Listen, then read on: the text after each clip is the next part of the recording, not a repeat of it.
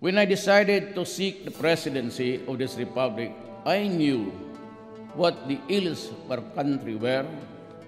I knew their causes, and I was briefed on those who caused the causes. Sa kanyang kampanya, change o pagbabago ang kanyang naging plataporma. Ano ang nagawa para tugunan ang mga isyung mahalaga sa taong bayan tulad ng trabaho, transportasyon at infrastruktura, hirapan, kriminalidad, pambansang seguridad? Umabot na ng 1 taon ang panunungkulan ni Pangulong Rodrigo Duterte. Sa loob ng 1 taon, ano-ano na nga ba sa mga pangako niya ang natupad na at alin naman ang inaantabayanan pa?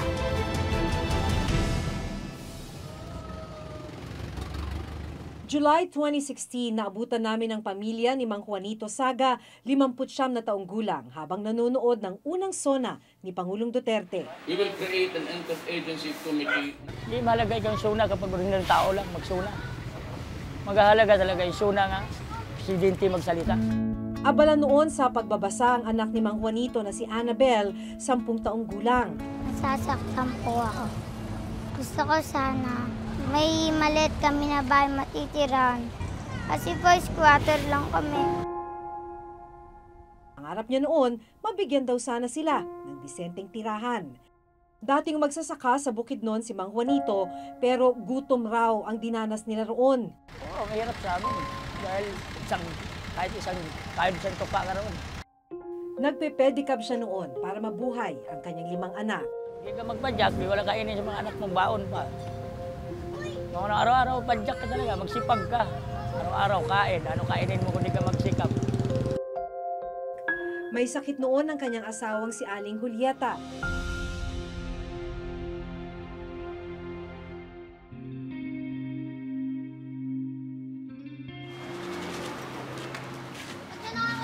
Makalipas ang 1 taon, binalikan namin ang pamilya ni Mang Juanito.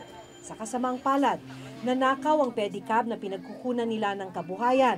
Kaya sa ngayon ay namamasukan siya bilang isang construction worker.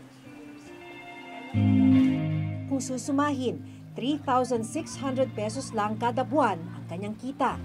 Ilan po kayo rito na nakatira? Saan po? Dito? Oo, sa taas po. Sa taas. Minsan lang sa isang araw ko, trabaho ko. Minsan wala. Minsan mayroon, minsan wala. Nasaan po yung ibang anak ninyo? Bali, yung anak ko, dalawa, isa dyan, vulcanizing. May sarili na rin ho siyang tinitirhan. Wala po. So pag ganito pong umuulan, basa rin kayo sa loob? Basta po lahat. Basa lahat?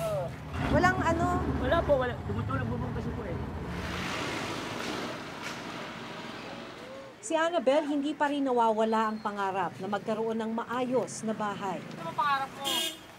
Mapaayos tong bahay. Pero kung meron man siyang isa pang hiling sa gobyerno, ito ay mapunan ang kumakalam nilang sikmura. Maraming bigas, ulam. Ba't sa bahay ba hindi kayo makabili ng bigas?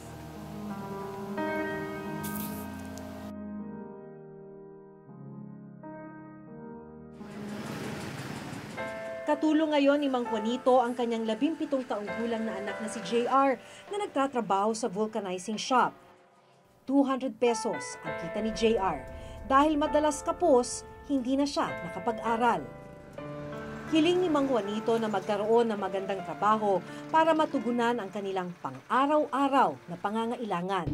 Base sa Philippine Statistics Authority, bahagyang bumaba ang bilang ng unemployment rate sa bansa. Mula 6.1% o 2.6 million na tao noong April 2016, nasa 5.7% o 2.4 million na tao ito ngayong April 2017. Sa kabila nito, sa isang survey ng Social Weather Station na inilabas nitong March 2017, tumaas ang bilang ng mga nagsasabing mahirap sila.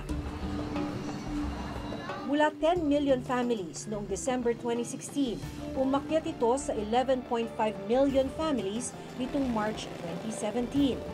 At the household level, there must be sufficient income for all Filipinos to meet the basic food and non-food needs for their families. We shall continue to attract investments that will generate thousands of jobs each year, jobs that are suitable for the poor and less skilled members of the workforce.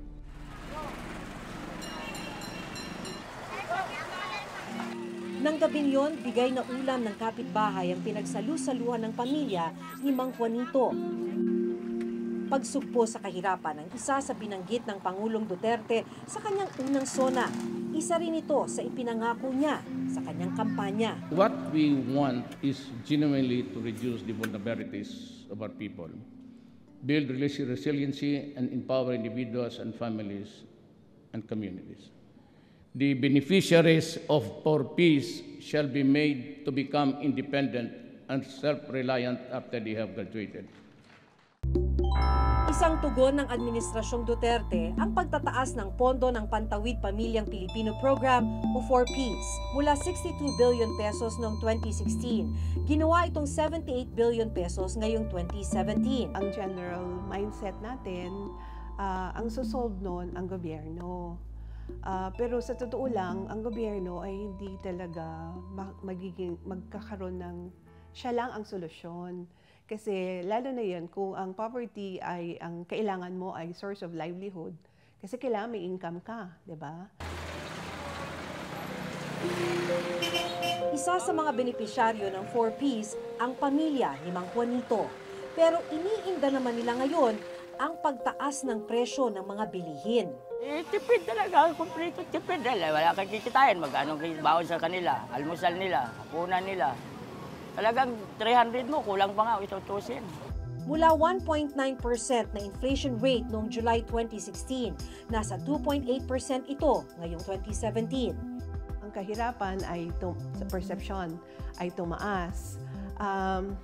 Kasi siguro ang tingin nila, mas mahirap talaga ang buhay ngayon. Kasi mas mahirap, kasi nga tumataas yung mga presyo ng bilihin, mahirap kumuha ng trabaho, dahil marami every year ang daming gumagraduate at yun nga kung mababa ang iyong natapos, mahirap kang makakuha ng mas stable na trabaho. Pero nalaman ng Reporter's Notebook na bukod sa dinaranas na hirap, may mas matindi pa palang pinagdaraan ng problema ang pamilya ni Mang Juanito at Annabel. Dahil ang panganay na anak ni Mang Juanito nakakulong ngayon dahil sa kaso ng paggamit daw ng iligal na droga. Sabi niya, nahuli anak mo. Sabi ko, ba't nahuli? Dahil sa drug. Paano may nahuli yung drug? Sabi ko sa kanya, wala man bisyon. Sinamahan namin si Mang Juanito sa Manila City Jail. Ngayon ako dumalaw. Siyempre, sabi ko sa makabuti ka na dito, kaya mo tagal. Just maghintay ka may pera. Wala akong pera, gagawin ko. Dahil walang pangpiyansa, 1 taon na nakakulong dito yung anak ni Mang Juanito. Dahil problema rin naman, pati yung pamasahe, ngayon lang siya nakabisita sa anak niya. Biling niya sa akin, paaralin ko yung kapatid niya. Tapos basta yung kapatid niya, intindihin mo yung kapatid ko, Papa, dahil wala na tayong magulang, iba. If I go against drugs, do not expect a pristine and white environment. It could be bloody. Noong July 2016, kaagad ikinasa ang Oplan Tokhang ng administrasyon. Pinaigting rin ang panghuhuli sa mga drug suspect.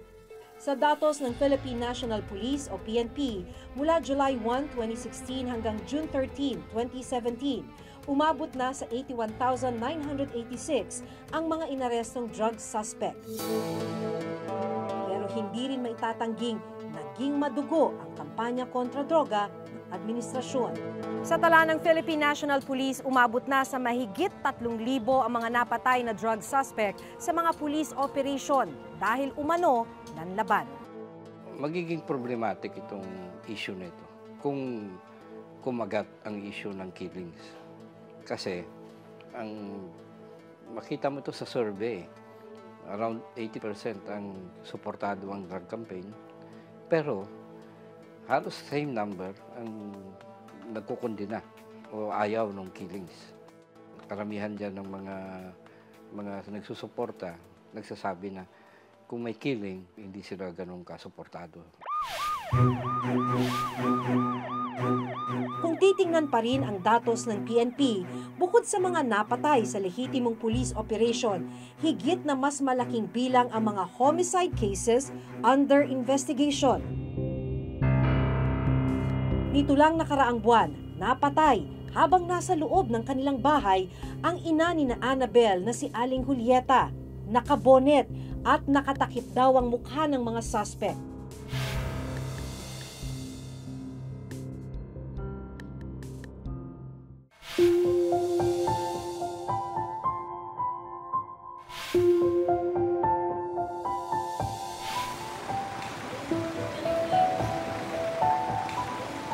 Bukod sa nararanasang hirap ng pamilya ni na Annabel, may mas matinding pagsubok pa silang kinakaharap. Nito lang nakaraang buwan, napatay habang nasa loob ng kanilang bahay ang ina ni na Annabel na si Aling Julieta. Nakabonet at nakatakip daw ang mukha ng mga suspect. Nasa Montalban noon si Mang Juanito nang mangyari ang krimen kung saan siya nagtatrabaho bilang construction worker. Iniimbestigahan po ba? Wala ko po alam dahil ako pagdating dito, asawa ko patay na. Sabi ko, problema ko pa malaki, di ba? Magkano problema ko ha? 26,000 sa kukunin nyo, di ba? Palibing lang. Hospital pa lang yun, sabi nila. Saan ko kang pera, di ba? Talban trabaho ko, wala mo trabaho mo talban. Hindi pa rin malinaw ang motibo ng pagpatay kay Aling Julieta. Wala pa rin napapanagot sa kanyang pagkamatay. Kung titingnan pa rin ang datos ng PNP, bukod sa mga napatay sa lehitimong police operation, higit na mas malaking bilang ang mga homicide cases under investigation na umabot na sa mahigit 6,000 mula July 1, 2016 hanggang March 24, 2017. Sa naitalang higit 6,000 kaso ng homicide under investigation, 1,398 cases ang natuklasang drug-related. 828 cases naman ang non-drug-related.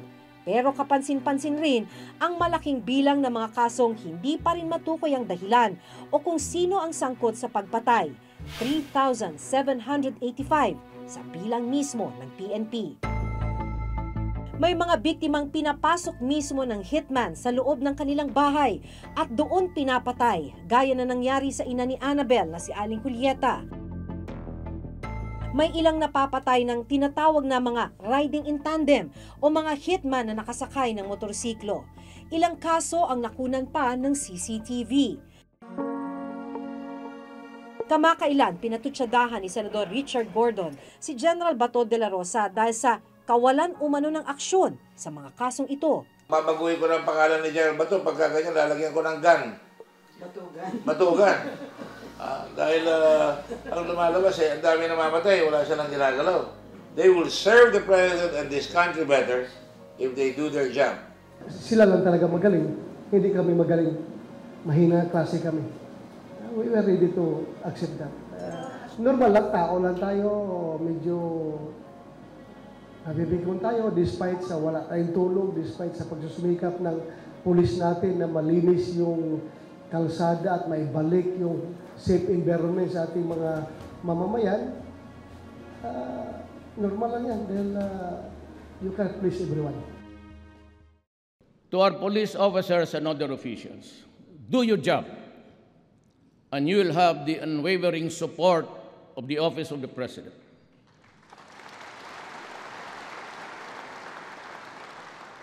I will be with you all the way.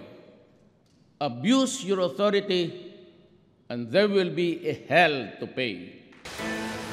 Pero ang PNP na mismo ang nagsabing posibleng naabuso ang kampanya kontra droga. Huwag na kayong magpapagpahal, huwag na kayong bumalinis. Kasi Your Honor, hindi natin maiwasan na meron talagang pulis na involved sa drug trade, Your Honor. Tama, okay. Nito lamang nakaraang linggo, binalikan ng Reporter's Notebook ang 5 kontrobersyal na kaso ng pang-aabuso na kinasangkutan ng ilang opisyal ng Philippine National Police sa ilalim ng Administrasyong Duterte. Isa na rito ang pagkakapatay kay dating Albuera Mayor Rolando Espinosa. Kasong murder ang isinampa laban sa 19 na pulis. Kabilang na sina dating CIDG Region 8 Chief Superintendent Marvin Marcos na siyang nanguna sa operasyon, Chief Inspector Leo Laraga na siyang nakabaril kay Espinosa, Superintendent Santi Noel Matira at iba pa nilang kasamahan. Pero nagdesisyon ng Department of Justice na ibaba ang kasong isinampa sa mga pulis na sangkot sa pagpatay kay Espinosa. Mula kasong murder, ginawa itong homicide. Ang presidente nagdesisyon na muling ibalik sa pwesto si Superintendent Marcos. Siya na ngayon ang hepe ng CIDG, SOC Sergeant. Sabi ko, ibalik ninyo sa trabaho yung mama na yan. Wala naman doon yan eh. He was too far away. He was not part of the raiding team. Sabi nila, may kaso, anso. Ako tingin ko, yung kaso ni Marcos, liging simbolo pa eh. Posible yan, ng handling niya sa drug campaign. Kasi yung ginawa niya, morally or even legally, may arguments din pwedeng sabihin na hindi niya dapat ginawa. Lalakas at lalakas lang yung mga pulis, lalakas na yung loob nila na magmalabis palalo o kaya gumawa ng sarili nilang batas. Yan ang problema eh. Ang pulis may sariling batas. Saan na tayo pupunta? Tayong mga pangkaraniwang tao. Meron ba kaming nilabag? Wala po. Sumunod ba kami sa procedure? Opo. Nung ang kanilang kaso ay binaba sa homicide, nagkaroon sila ng pagkakataon na makapag-bail, makapagpiyansa at magkaroon ng temporary liberty. Nilift yung leave of absence nila dahil kailangan na sila ay nasa PNP. And that order of the lifting of their automatic leave of absence, binalik sila sa duty status. Samantala sa pagkawala ng asawa, doble hirap ang buhay ngayon ni Mang Juanito. Wala na rin kasi siyang katulong sa pagpapalaki ng kanyang mga anak. Isa lang ang kaso ng pagkamatay ng kanyang asawa sa mga kasong hindi pa rin nahuhuli ang salarin. Sabi ko sana magandang kinabukasan namin. Wala rin pagbabago hanggang namatay ng asawa ko. Wala, hanggang ganun pa rin. Sa kabila ng karanasan ng kanilang pamilya, si Annabel pursigido pa rin sa pag-aaral. Grade 4 na siya ngayon sa Jose Corazon de Jesus Elementary School. Ano yung gusto mong maging trabaho paglaki mo? Pulis. Gusto mo maging pulis? Opo. Para uling kayo mga nagdodroga. Ano yung pangarap mo para sa pamilya mo? Gusto ko makaroon akong bahay. Tapos magkaroon akong sariling pamilya. Bukod sa laban kontra droga, mahalagang mapagtuunan pa rin ng pansin ng administrasyon ang pagbibigay sagot sa kahirapan. Bawat departamento ay nakapokus sa kanilang field. Yung sa poverty, o di syempre ang may hawak nyo yung departamento na in charge sa social work. Yan din yung sa housing. Iba naman, kanya-kanyang departamento yun. Yung sa drugs, na-highlight lang yun kasi yun ang nagjajahan yun. Dapat mag-shift na siya from anti-drug or peace and order patungo sa talagang problema ng bayan, which is kahirapan. Ito dapat magkaroon ng malinaw na programa, isang holistic na strategy. At na ipapatupad niya, considering may political will siya. Kasi doon siya binuto ng tao. Hindi naman sa drug campaign lang. Yun ang dapat pakinggan natin sa Monday kasi sasabihin ng presidente doon malamang yung gagawin niya for the next year.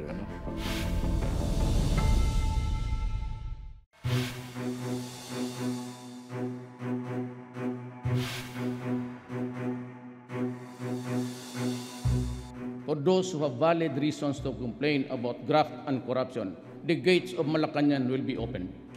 Sa Lunes, muling magre-report ang Pangulo tungkol sa kanyang nagawa at planong gawin pa sa bansa.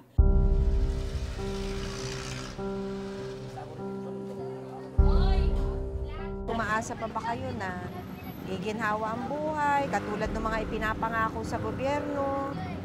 Ewan ko po, hindi ko masagot yan dahil ngayon puro gulo na naabot sa atin eh.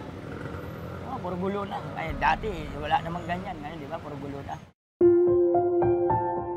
Para sa pamilya ni Mang Juanito at Annabel, hindi pa rin sila nawawala ng pag-asa at makakamit nila ang inaasam na katarungan.